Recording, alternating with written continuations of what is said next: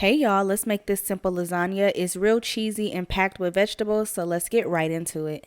So I'm starting by browning some ground turkey. You can also use ground beef if you choose. And I season my ground turkey with Worcestershire, seasoning salt, paprika, onion powder, garlic powder, pepper, and Italian seasoning. Sometimes I also like to add Italian sausage. I didn't have any, but I did have these smoked sausages that I needed to get rid of, so I added that. Now I'm adding onion, bell pepper, and garlic, and I'm gonna allow that to cook down a little bit. And then I also went in and added some mushrooms. And once my veggies cook down, I'm gonna add in this roasted garlic tomato sauce. I gave it all a good mix, and then I let it simmer on low heat. Off camera, I went ahead and sauteed a bag of spinach with some garlic, and I'm going to add some ricotta to that, as well as this shredded cheese mix. It's Swiss and Gruyere, and then I also added some shaved Parmesan, and then I seasoned it with some garlic herb seasoning and Italian seasoning, and then I'm going to give all of that a good mix, and then I set it to the side. And now we can move on to assembling. So I'm going to take some of that leftover sauce and just add it to the bottom of my pan so we don't worry about it sticking. I'm using oven ready lasagna noodles, but I still boil mine for about 5-6 minutes. Something about adding hard noodle shells don't sit right with me.